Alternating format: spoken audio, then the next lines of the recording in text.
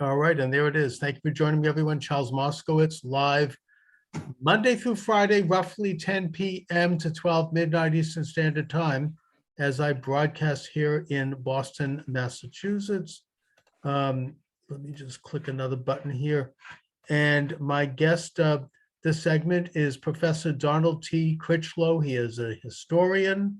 He's been a professor at many eminent universities, most recently Arizona State University, and he is the author of many interesting books, including Revolutionary Monsters, How Five Men Turned Liberation into Tyranny. Don, thanks for joining me today. Well, thank you for inviting me, Charles. My pleasure. So before we get into a discussion of the five personalities that changed the nature of their nations, obviously for the worst, in terms of tyranny, can you talk a little bit about how you define revolution in and of itself? Yes, I think there are two types of revolution. One is political, changing the political system, as seen in the American Revolution, and then there's social revolutions, which we've seen in modern times, which I discuss in Revolutionary Monsters.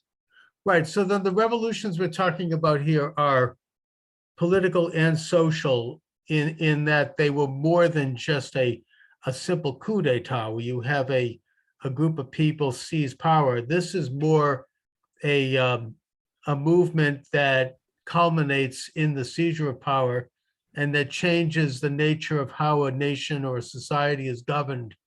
And moving, and I think it's safe to say that in all of the examples you give, it pretty much predictably, the society is moved in a more totalitarian direction. So can you talk a bit about, because we ought to get a handle on what it is that we see and learn from these revolutionary personalities so that we could watch for this going forward. So what is it about them that you found in terms of commonalities? Yes, the Revolutionary Monsters focuses on Lenin, Mao, Castro, Robert Mugabe from Zimbabwe, and Khomeini. And what they all shared in common was a promise to their people that they were going to bring equality and a perfect society. Mm-hmm. In the end, it led to tyranny and totalitarianism for the large part, with some moderation to that statement in terms of Mugabe and Zimbabwe and Khomeini. But Mao, Castro, and Lenin really created totalitarian societies. Indeed, I think that probably Lenin was the first to lead the most totalitarian society ever known in history, and kind of set the mold for those going forward, including, I would suggest, Hitler. But they seem to all be utopians.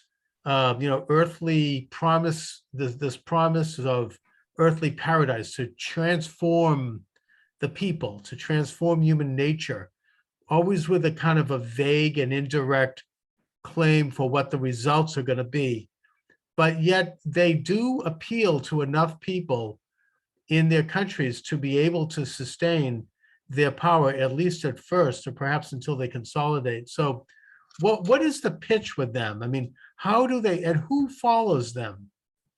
Yes, I think you've said a lot in that simple observation. They all promised the creation of a new man. And that's with all five of the ones that I discussed. They promised a world of equality. And they were able to attract enough followers, perhaps not the majority of people, to persuade the people that there's a necessity for revolution. So they're coming into oppressive societies to varying degrees. And then they make these promises when they can't fulfill these promises, the creation of the perfect man, the new socialist man, the new African man, the new Islamic man, they become increasingly tyrannical. They have to repress the people. From the very get-go, all of these revolutionary leaders, as discussed in Revolutionary Monsters, begin by creating a police state, eliminating opposition from outside parties, and then eventually opposition from within their own parties. So there's going to be necessary purges in their own parties. Well, I think that we should note that there really would be no other way ultimately for them to hold on to power, because what they're doing is something that's unnatural. It's against nature. It's against human nature. You know, this idea of creating a perfected man, a Homo Sovietica. And in order to do that, one has to surrender their property, they have to surrender their freedom, they have to surrender their own minds. I mean, you become like this new merged, fused person in this kind of new neo-collectivist entity, and nobody in their right mind is going to willingly do that. I mean, some people, they may have a core of followers who, well, we could talk about what their motivations are, but the average person is not going to surrender their property. They're not going to surrender their own freedom, their family, for any reason at all. I mean, even temporarily. So they have to ultimately resort to force in order to maintain this false entity, this false edifice, although they can do it for a long time. If you look at what, like the Soviet Union, I mean, it lasted for 70 years. Yes, well, I think you hit it right on the head. They really replace a concept of God and a transcendental God by creating an idea of the new secular man.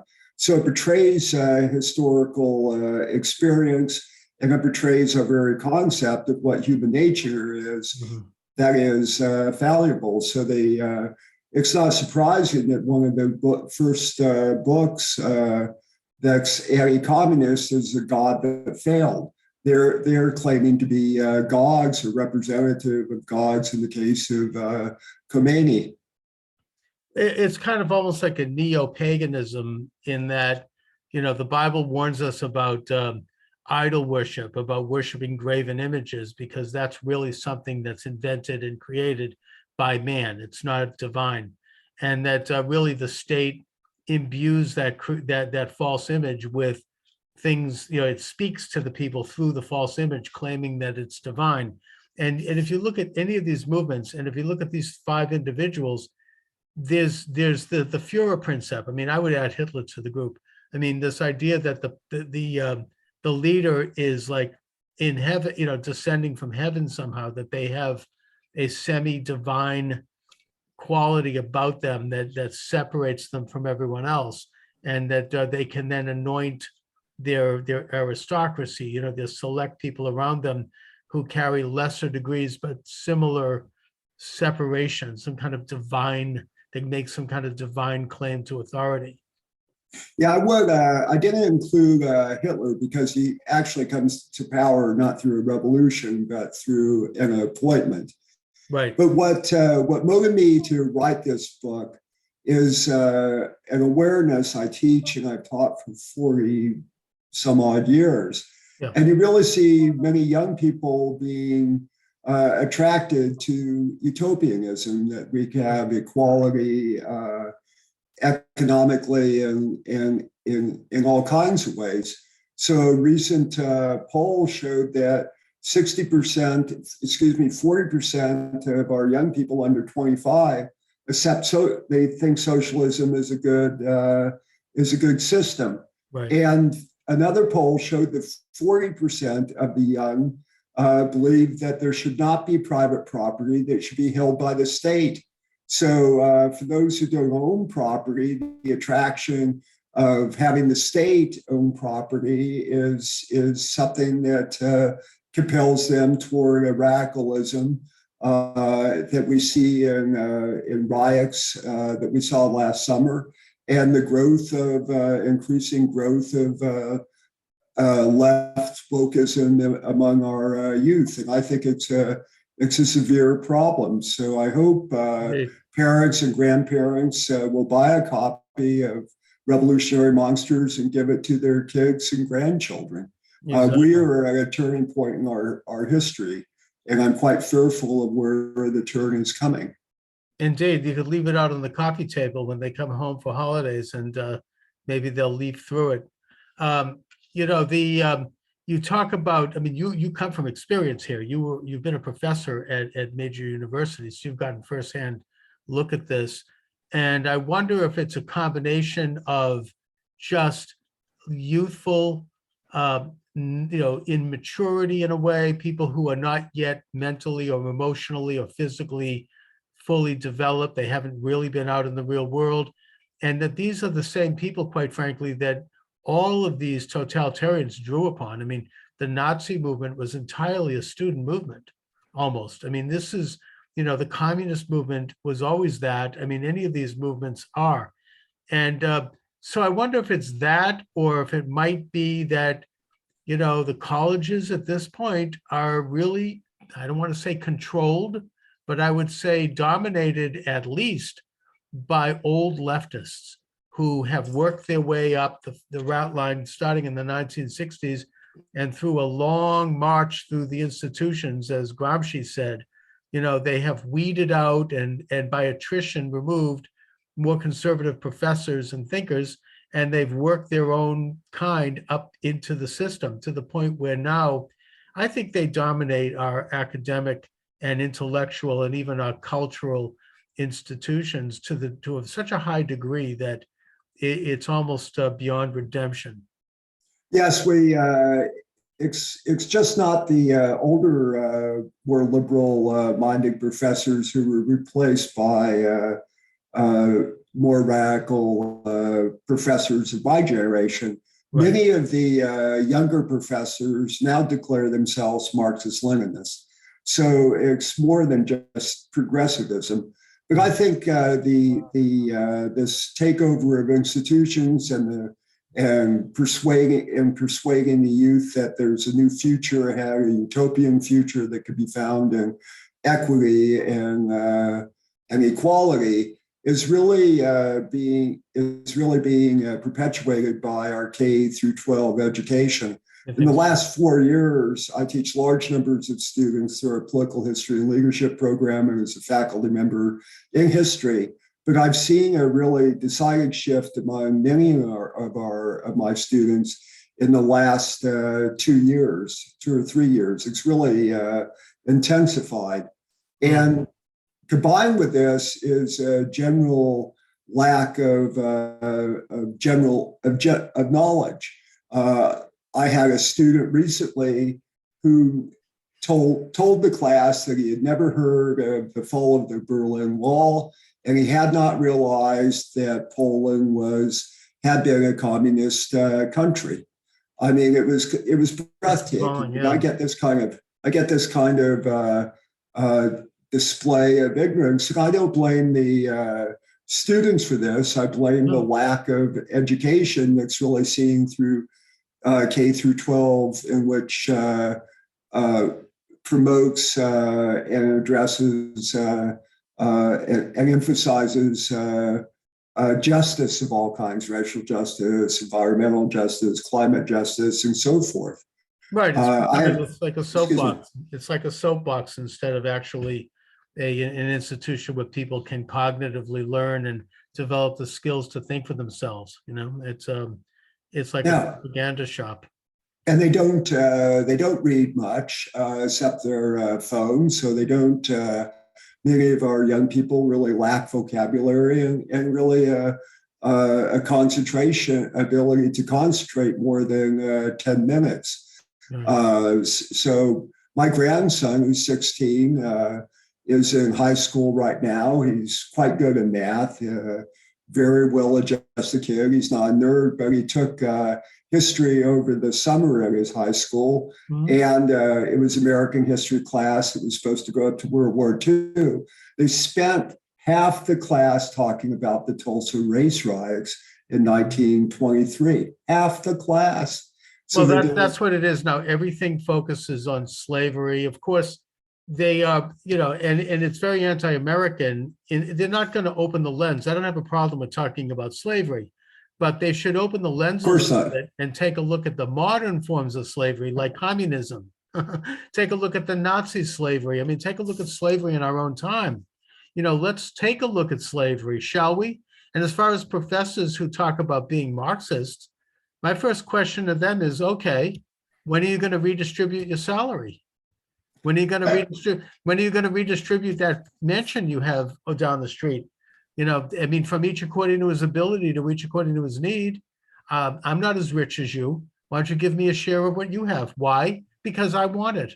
Because I'm oppressed. Because I don't have it. Somehow it's not fair. You've exploited me. I mean, the whole thing is absurd. And I mean, I guess that my hope is that younger people, as they start to enter into the workforce, whoops, I don't know if that's me here, but as they begin to, function, they might actually they fill out their first tax return.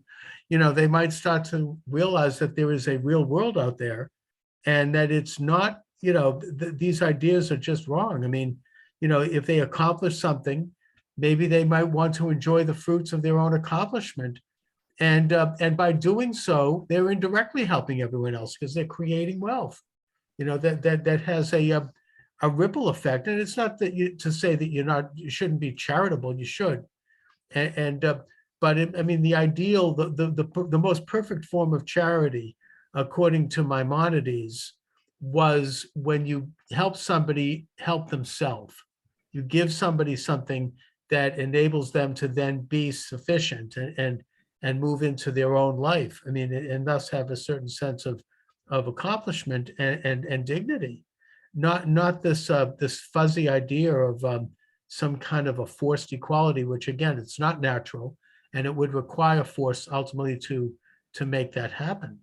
Well, one of the things that I emphasize in Revolutionary Monsters is how bad ideas really began to seep into the youth in all these countries. Right. And this was combined with the failure of the ruling elites to undertake reform. In all of these societies, you see really Russia, China, Cuba, Zimbabwe, Rhodesia, as it was called, and Khomeini, are really sharp class differences with an elite that loses confidence in their own ability to rule. Many of their children end up becoming revolutionaries, and they see that they understand that the ruling elites have lost confidence in their own right to rule. And they know they're greedy and their regimes are full of corruption. And let's face it, Charles, this is what's happening today with our own ruling elite. They're greedy, self-indulgent, only concerned with power for its own sake, and look down on the average people that are seen as kind of ignorant, ill-informed, don't understand the enlightened leadership that's being offered by our ruling elites and the global elites. Well, it's almost like a two-tiered existence, actually. And in a way, it's the very thing that the Marxist theoreticians talked about and railed against. In a way, Marx did identify these separations. The problem is that he wanted to enhance, wanted to replace one elite with another elite that he thought somehow would be more enlightened. And, this was not supposed to be, and this was not the vision of the American founding fathers. The American Republic, in a way, was based upon a nation of small businessmen, shop owners, small farmers, people who were upwardly and downwardly mobile. We never developed an elite back then. The very wealthiest people in this country back then, their children no longer were wealthy. I mean, they didn't form an aristocracy. We didn't have that. In a way, that's one of the reasons we had a revolution, or what I would call a counter-revolution. We restored freedom that had been usurped by a foreign monarch, the British king. And yet, we seem to be moving toward that. And as you say, there's kind of this informal amalgamation around the world going on. And, I think that if you take a look at, as you say, education at the younger ages, you have this fragmentation of knowledge and this, when they teach history, they don't teach it as a continuum where you have one point lead to another to another. It's all these snapshots thrown at you and everywhere, and it's not connected. I wonder if that's deliberate, if they're deliberately trying to keep people off center at an early age so that they could be more pliable. I don't want to get too conspiratorial here, but it doesn't seem like, this is being done by very smart people who know what they're doing. Well, let's leave aside what their intentions are. We see the consequences of a dumbing down of America, and the elites have taken control not only of education, but they've taken control of the media. They've taken control of many of our cultural institutions. They've gained control of the Democratic Party, and they've gained control of technological companies, and even corporations and law firms. Oh, for sure. So the argument is with the corporations, that these corporations that have given millions of dollars to Black Lives Matter, which is a Marxist organization, right. Self-professed communist organization. They've given millions of dollars. And did they do so because they were trying to buy off BLM? Or did they actually believe the rhetoric of BLM? They're coming out of business schools and elite universities where this is being taught, that the American system, the Constitution, and what we have today are basically expressions of systematic racism. So I think a lot of people, including our elites, have bought into this radical ideology. And in the end, they fear the general average American, both Blacks, Hispanics, Asians, as well as whites. And that's what their game plan is to basically take control. It's a takeover that we're experiencing. So we're at a really critical turning point in our own history. And what's happening in Canada should make us all wary of how the elites are able to seize control of bank accounts, of personal bank accounts and business bank accounts. And then use brutal force to break up a peaceful demonstration.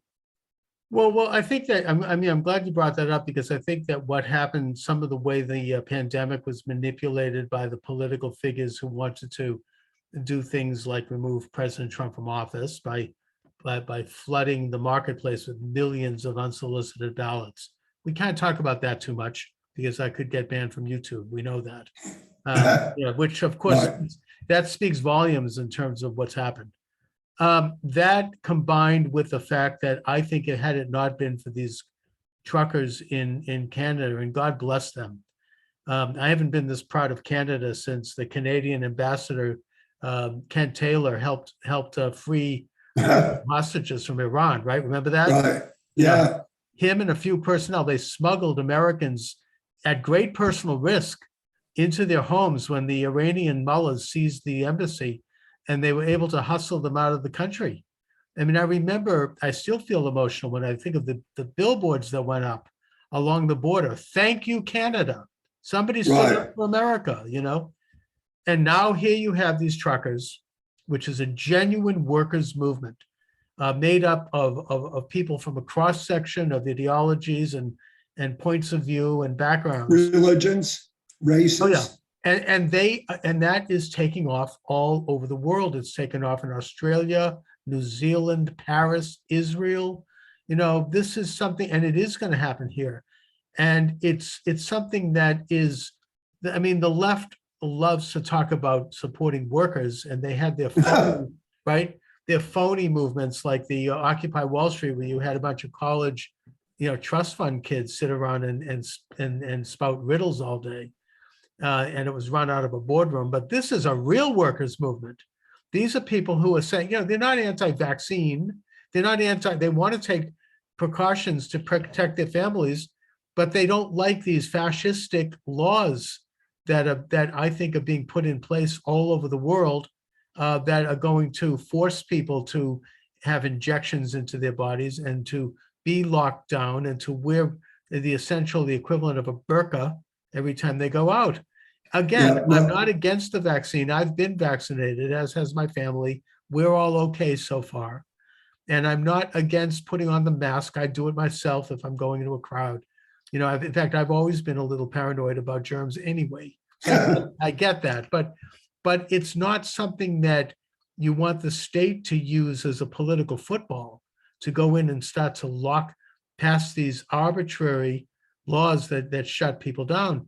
And yeah, the Canadians are reacting, first of all, with these big lies. Oh, they have something against, that they saw a swastika, which nobody saw. I mean, there were a lot more swastikas at the Pussy Hat rallies.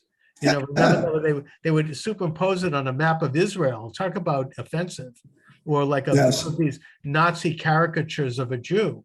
I mean, was deeply offended. And also, this idea that they're flying a Confederate flag. First of all, the Canada was not part of the Confederacy. They didn't have slavery. This is an American thing. 150 years ago, this isn't like something that's any business of Canada. It would be like flying a Confederate flag in Timbuktu. It's not, it's very odd. And nobody in Canada is buying it. Nobody believes it because they know that, first of all, most of the truckers happen to be people of color. We'll move off of COVID, so we don't want to get you to prevent you being banned from YouTube.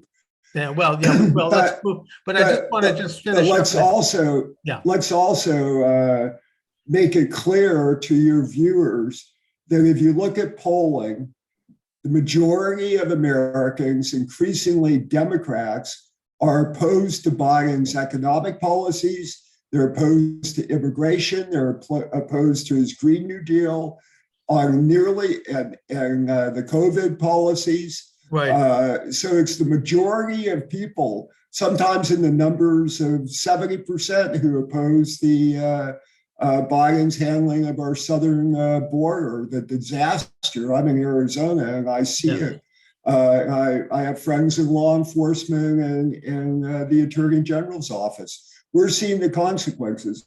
But the point is that the majority of people oppose what's happening in the country right now.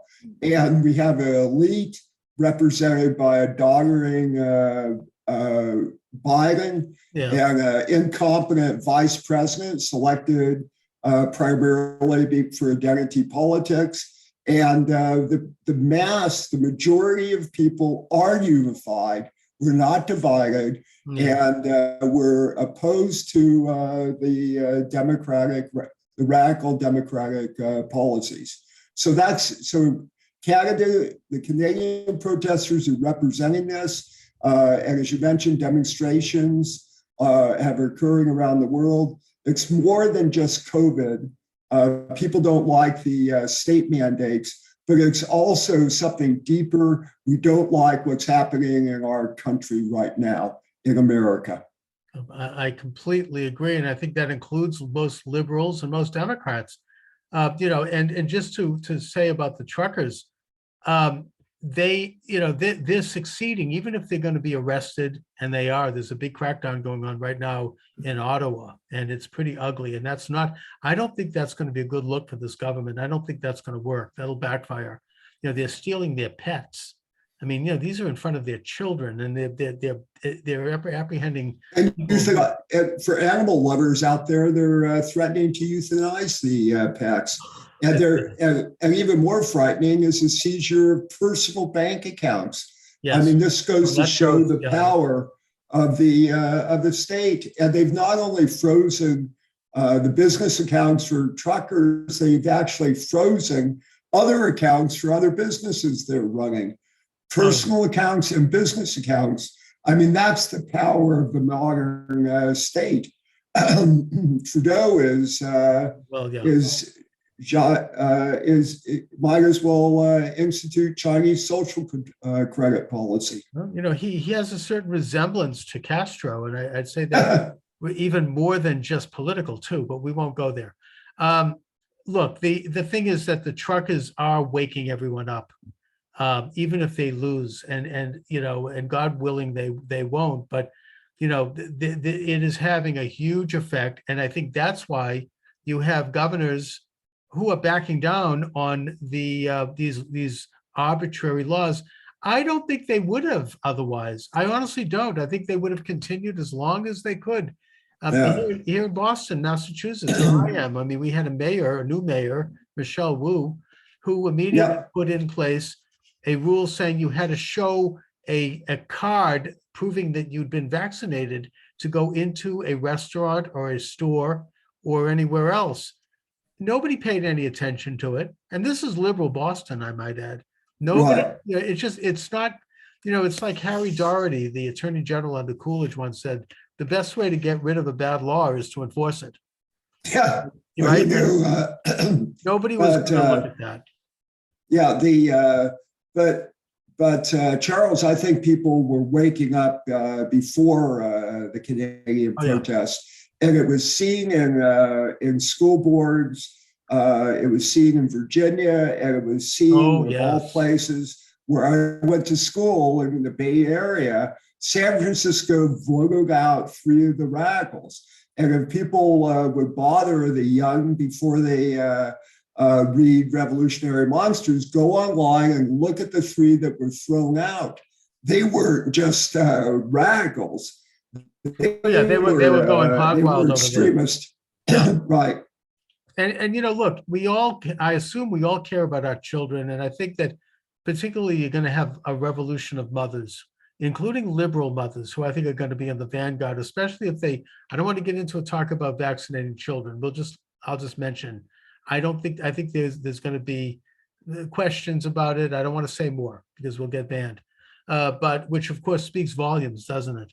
Anyway, yes, I think that our politics is moving in a direction that, in a way, it's a silver lining to the pandemic, that parents got to take a little look into the classroom of their children while they were on Zoom, and they got to see critical race theory. They got to see some of the really extreme elements of sex education, which we're not going to talk about.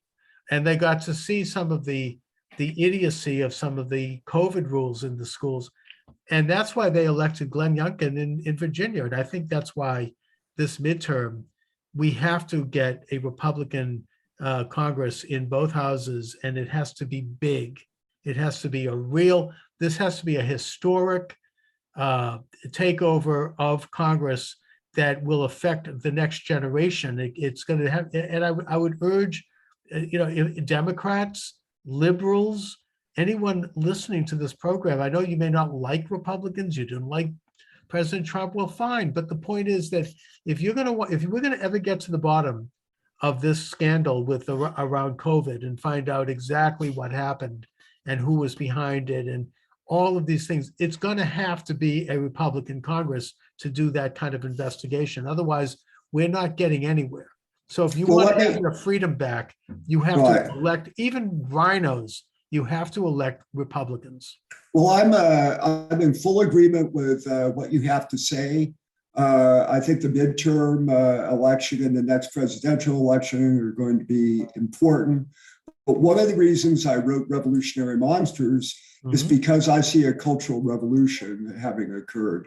And we need, so one political election or two is not going to change the progress, so-called progress, the takeover of our institutions in this cultural revolution. It took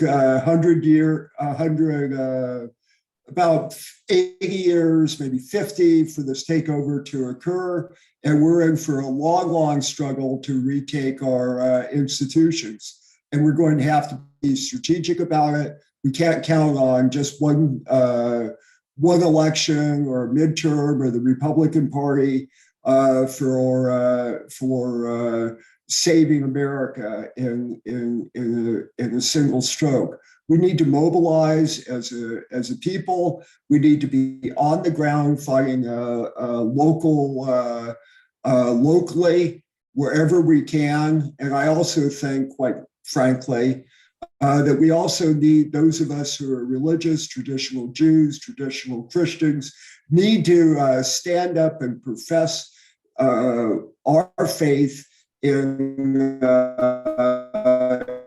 public, because where it's appropriate, because that's part of the Cultural Revolution, to replace our very concept, our foundations of a creator that gave us natural rights, to replace it with secularism. And we've let this go on too long in our country. So we need to, this is going to be a long struggle. We need to be prepared for it. We're going to lose some battles, but it's each of us that needs to step forward in our own way and become revolutionary, counter-revolutionary heroes as much as we can. Indeed. Okay. My guest is Donald T. Critchlow, and the book is Revolutionary Monsters: 5 Men Who Turned Liberation into Tyranny. It's available at Amazon and all of your favorite bookstores. You might want to check it out. So, but Don, let's talk a little bit about the Cultural Revolution and how we can reach particularly younger people. I mean, we were talking about this appeal to utopianism, this appeal to socialism and globalism. I mean, the other leg on the stool is an appeal to Armageddon. People become convinced that the world is coming to an end, and the Armageddon right now is global warming. Now, again, I'm not saying that there isn't global warming scientifically. I've talked to people about this, but this kind of like sky is falling, this sort of, Chicken Little thing, henny penny. I mean, it's like they're rushing, it's kind of, it has an element to it of hysteria that I think is very hurtful to young people. I don't think it's really true. I think it's very incremental. And, if we put our mind to it, there are things that could be done in science that could improve air pollution and reduce it. I mean, air pollution went down under President Trump because we were producing oil domestically and energy, and we have very high standards in this country. Now it's probably going up because we're getting oil from China and Russia.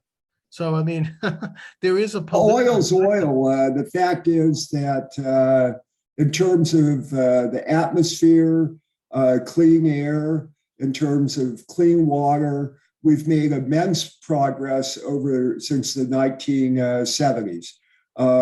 Yes. So what are we going to do about our youth? Well, there are many things that could be done. I would suggest that one thing begins with is rather simple, that state legislators could begin to insist that every public school from kindergarten up through universities have a link on their major webpage which reveal lesson plans for universities' syllabuses, that they have faculty teacher minutes that are posted each semester, and that administrative announcements be made public.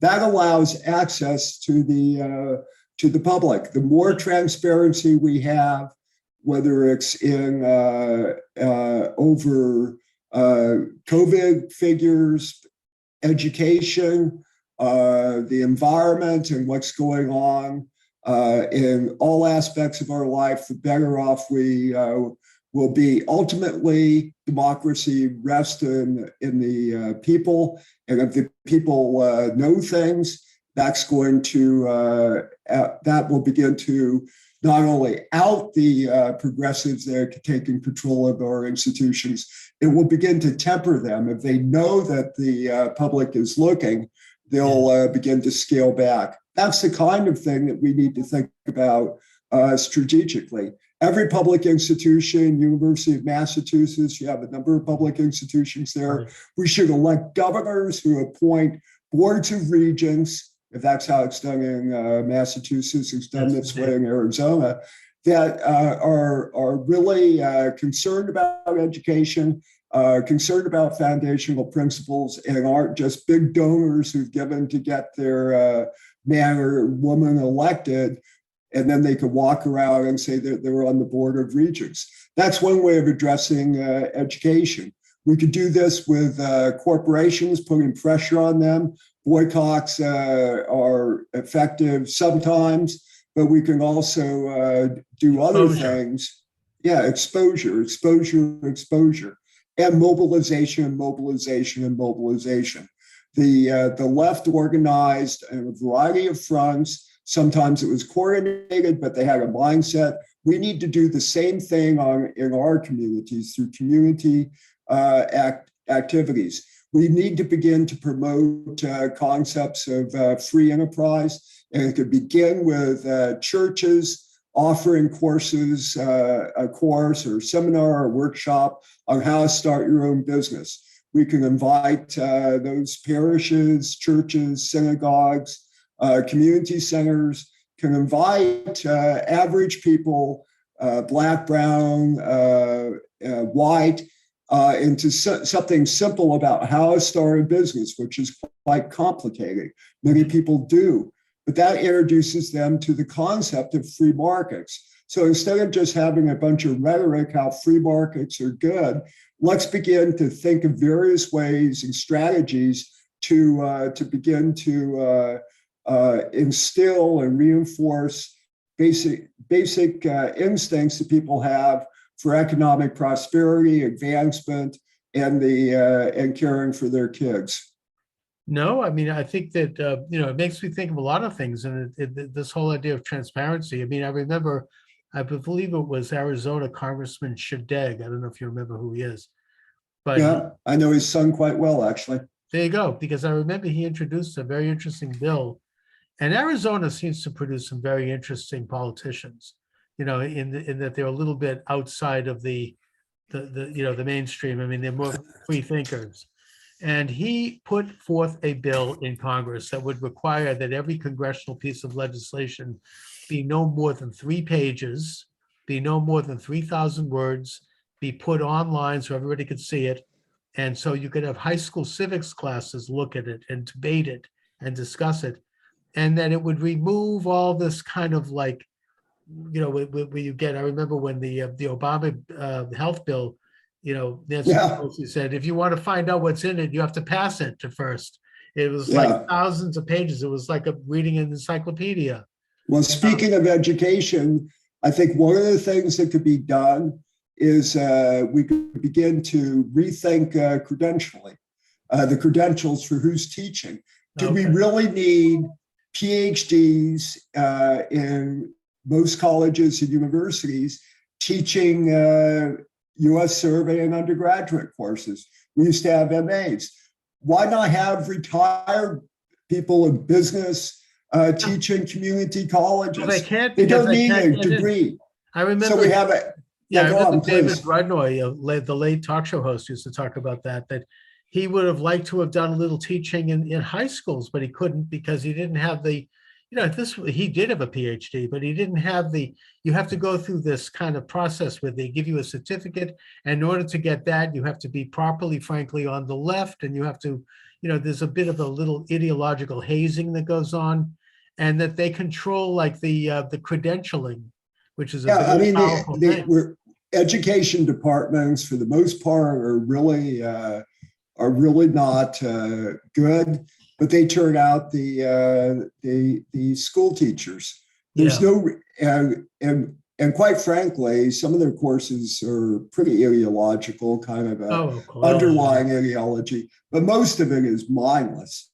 How to organize groups in your classroom to learn and all. And now we're getting, by the way, what's called critical teaching, how to teach racial social justice to hostile white students. So, but there's no reason why we have education departments having a walk on education. There's no reason where why someone can't teach American history in eighth grade or teach adding, subtracting. I mean, why do you need a 4-year degree to do that? I have no idea. We used to have an education. Remember back? Well, you don't, nor do I. But we used to have, one house schools in which the teachers weren't college educated. Yeah. They may have had a high school degree, but they got, we were much better educated and probably more literate. We were more literate. Oh yeah, for sure. I mean, literacy was very high. I mean, if you look at the average citizen back in the founding generation, they would write these fantastic, elaborate letters, and now you had between look-say reading and I mean, whole reading and all this kind of garbage. Children are disassociating. They can't. You need a phonetic reflex. I mean, I'm thinking about my dear friend, the late Sam Blumenfeld. I did hours of programming with him. He wrote a shelf of books on this topic that, you develop a phonetic reflex that helps you think independently, as opposed to like this learning the words like they're hieroglyphics and creating dissonance. He said that it created dyslexia and ADD and attention deficit problems. And then it's very deliberate. These are people who know what they're doing. These aren't stupid people that are creating this stuff. I mean, he traces it back to John Dewey and the so-called progressive frontier educators in the early 20th century and their obsession with Prussian education. But that's a history.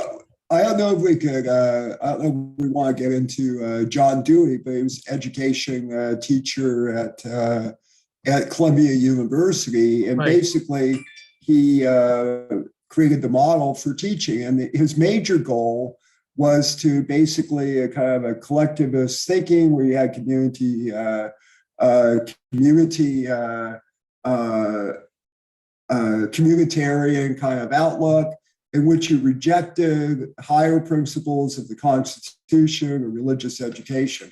And it was this kind of explicit about that. I mean, he viewed that very explicit.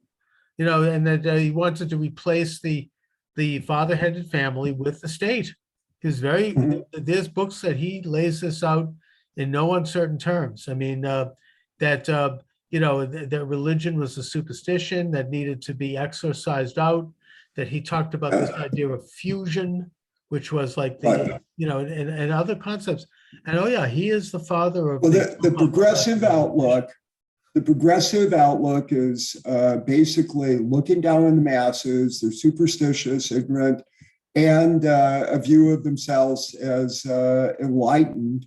And this enlightenment comes through the state. But Revolutionary Monsters doesn't look at just this progressive mind.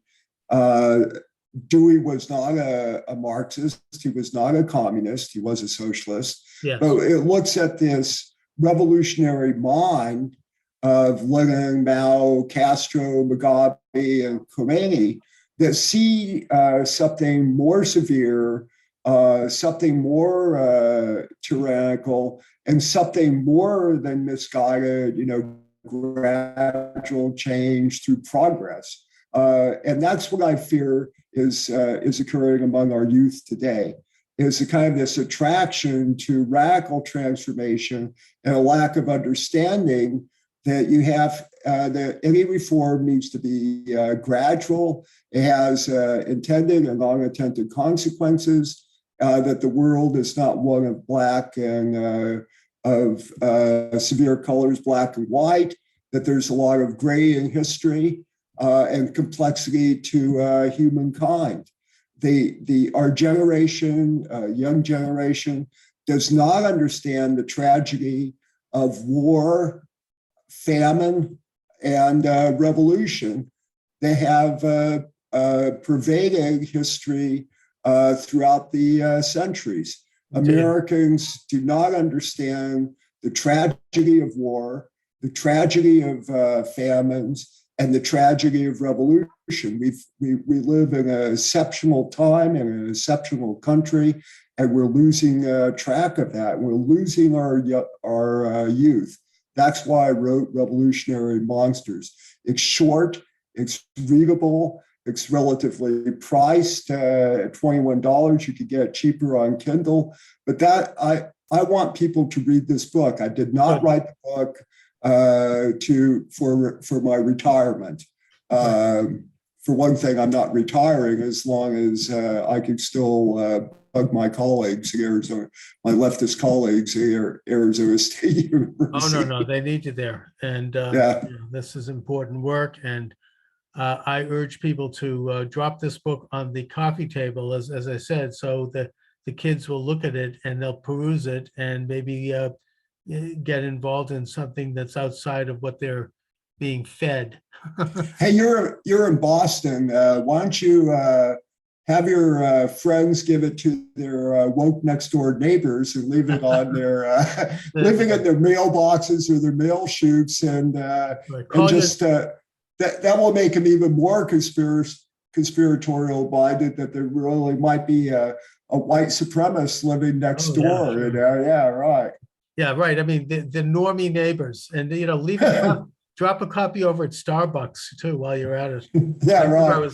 I was standing in line at Starbucks reading a book like this, and the woman standing in front of me was trying to see what I was reading, and when she almost fainted when she saw. Right. People are like, that's one way to take them out. Yeah, one of my good friends lives in Boston, and he said further out in the suburbs you go, you'll see more Black Lives Matter signs, So especially the lily white suburbs, and they don't realize that Black Lives Matter.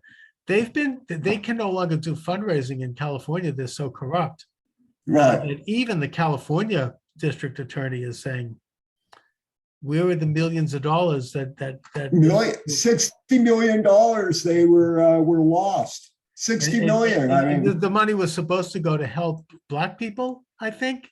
I mean, whose pockets were lined by this? It's a complete. Well, the other thing that one of the other important aspects I talk about with these in the Revolutionary Monsters, they all end up indulging themselves financially. So Castro had dozens of mansions, living for all of his working class aspects, has a huge house with servants. The same way with Mao. We know that the private life of Mao, he had concubines. Yeah. I mean, these people lived a lifestyle that would make any capitalist businessman blush. And yet they did it. It's interesting the way they justify that, because they're like, well, we're representing the people. It's not, we don't actually own anything. It's just we're taken care of because of our great work advancing socialism. I mean, I asked this question to my an avowed communist relative of mine once. I'm like, why don't you redistribute your wealth? You have a nice retirement. You worked hard all your life. I think you deserve it. But yet, you're living above and beyond your means. And his answer was, well, I've talked about the right things all my life. I've talked about socialism. So I deserve this. Yeah, well, Che Guevara, right after the revolution, moves into a large mansion, and he tells the state-controlled press that the doctors ordered him to live in a mansion. It was for health reasons. So, so give me a big mansion, and for my health reasons. That's the first after the revolution. Yeah, when they take over, they grab up all of the wealthiest properties and they redistribute them to themselves. Anyways, Don, so again, I want to thank you for joining me. Great talk. Well, thank you. Let's do it again. I mean, let's stay in touch. You've got some great things. What are you working on now? I'm actually going back to earlier 19th century history, when there was an insurrection in San Francisco. Liberal takeover of government because people demanded order. So I'm getting at this very fine line between insurrection, where people demand order, the cleaning up of politics and safe streets within a democracy. So Excellent. It's a good old-fashioned history. That's good. It's very refreshing to go back to that. Yeah, it's fun. I'm trying to escape what's happening in America. I could pay attention to that, but get out and read something, that's in the past and gets me out of this current chaos that we're facing in this country right now. Oh, indeed. So yeah, keep me posted on it. Send me a note when you have something in writing, and maybe we should do another show. Okay, that would be great. Hey, thanks a lot, Charles. And really All right, nice Don. meeting you. Same here. Okay, Thanks a bye-bye. lot. Bye-bye. Thank you. Bye-bye. Bye, everybody.